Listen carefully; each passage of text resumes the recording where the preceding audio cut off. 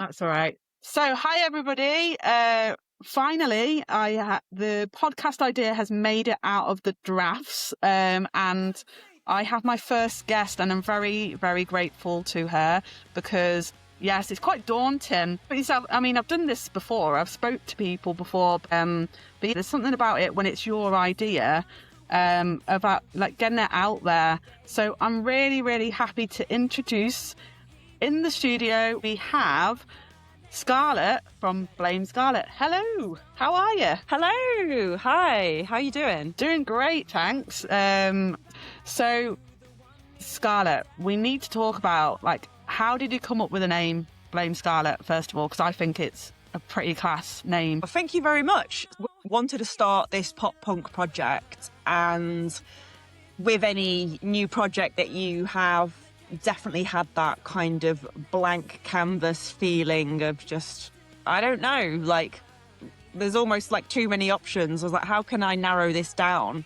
And I thought, okay, well, I've got red hair, I'm a natural redhead. Why don't I sort of play on that a little bit so then it kind of ties into my image? So that's where I came up with the Scarlet part. And then I thought, well, what kind of describes my vibe, my attitude? I thought I want something maybe a little bit cheeky, a little bit mischievous. So narrowed it down to a few names. I had Code Scarlet and What Scarlet Said, and then Blame Scarlet seemed to be the one that kind of really stuck around. So yeah, it definitely stood out to me because for everybody listening, I actually found Scarlet on TikTok. I was literally scrolling and literally the name and kind of the attitude really stood out, and that's what made me stop and made me look and go on your page. So yeah, it definitely if that's what you were going for, it's definitely working because it made I was like, oh, hang on a minute. And do you know what as well? It was the fact that it was a girl doing punk pop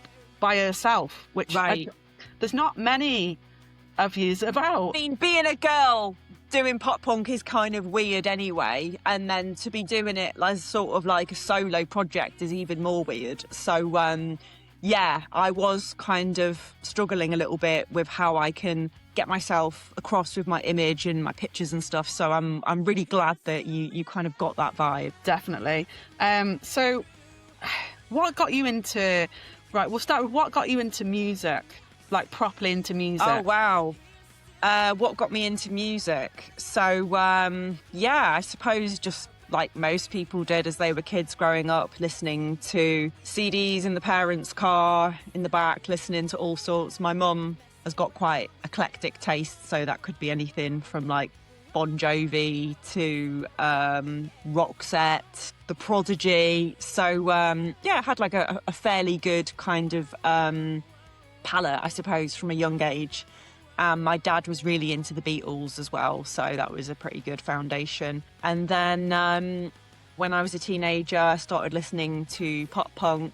And then what got me into playing music was I come from a really small town up north, and I just happened to go to an event one afternoon where they were putting on a few local bands in the park. And when I saw them, I was just completely blown away by the fact that this band was from my town. They were so cool. I just thought they must be from America or something. Yeah. So then when I found out that they actually went to the next school just down the road from me, I was like, oh, okay, well, if they can do it, then maybe I could do it. And it sort of opened up that possibility for me as somebody that isn't classically trained, that hasn't had music lessons and stuff. So my dad had bought me a guitar when I was much younger, but I hadn't really touched it. And then I just picked it up one day and just started playing around.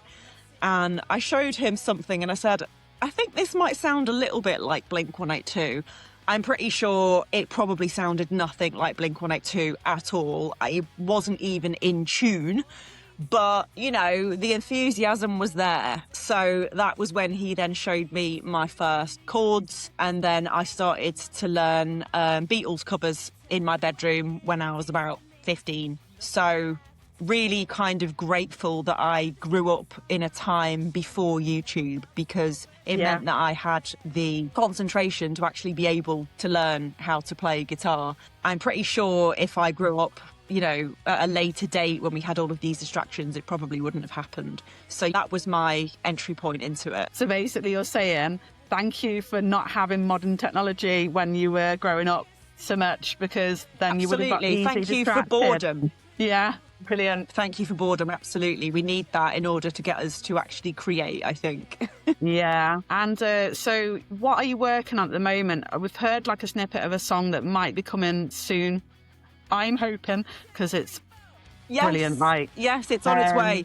So it started out as having the intention of being a 5-track EP between myself and the producer that I work with in Germany, which may come as a bit of a surprise because I didn't know that they listened to pop punk in Germany. But wow, apparently that's a thing. So we started working online together about a year ago. We did about 5 tracks, and then it was like, oh, what about this song idea? And, you know, how about this old demo? Shall we resurrect this song and make this pop punk as well? And then we just kind of got on a bit of a roll. And before we knew it, it's like, well, we've got like over 10 songs now. Should we just make it into an album? So it just kind of happened like that, really. Yeah. Love that. It snowballed from like 5. That's amazing. Yeah, I think we got into a bit of a groove and a bit of a rhythm where it's like, okay, I can do this, you can do this. Why don't we just keep this going, because we've got something good going here and we're happy with the sound. Yeah. So why not just do a few more songs? So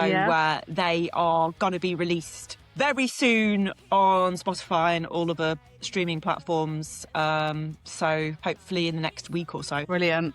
And what would you, if I had to put you on the spot, what would you say was your like biggest influence, like pop punk wise? Like, who would you like, if you were saying, I absolutely love, and it could be an artist or a band, who would you sort of say was your biggest influence? So I would say Blink-182 were the band that inspired me to want to learn how to play the guitar.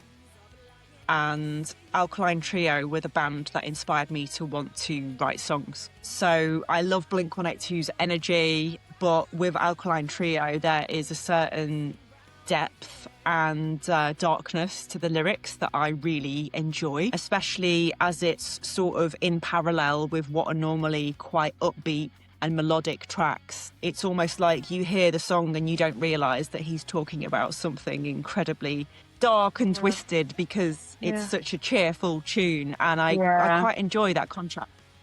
When you listen to the lyrics and like digest them, you then realise like actually they are pretty deep, like, but they're packaged up in such a cheerful kind of way that you don't even realise. You know, it's definitely. When you have time. I love stories, and I'd say I'm probably like more of a poet first, because I used to write poems like before I could write songs. So I'm always gonna like really kind of resonate with lyrics like that. Initially, want to get the singles released. I'm going to do this thing called a waterfall release, which in the industry means you release a single every 4 to 6 weeks, build up a bit of momentum, and then by the time the whole album is out, you've hopefully got a little bit of traction and, you know, got a little bit of interest from followers and stuff. So yeah, put that out there, and then hopefully I'm going to approach some pop punk playlists, try and get playlisted on some of the big ones out there.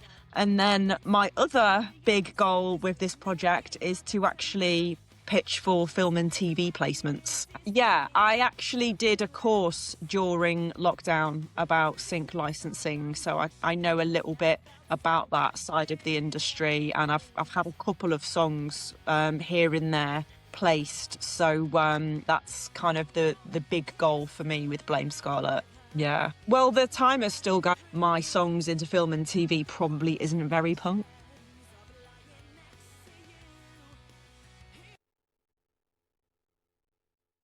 Coffee. Cats. Oh, see, now this is where it depends on the details. but I'm a sun worshipper, so let's say holiday abroad. Summer, without a doubt. Yeah. I hate being cold. I don't belong in the UK. I belong in the Mediterranean, I think. Hey everybody, thank you so much for all your support and listening to my first podcast, Unauthorised Access with Blame Scarlet. I wanted to give a massive shout out to Scarlet, who was an absolute delight to interview. Honestly, we had such fun. There were so many technical difficulties, but honestly, I really enjoyed it. I hope that everybody enjoyed listening to the very first podcast, and I really hope that soon I'll be able to bring you more content. I just absolutely love sharing unsigned artists and bands, people who really deserve so much more recognition than they have. And yeah, I'll see you very soon, but thank you again. Thank you so much. Bye.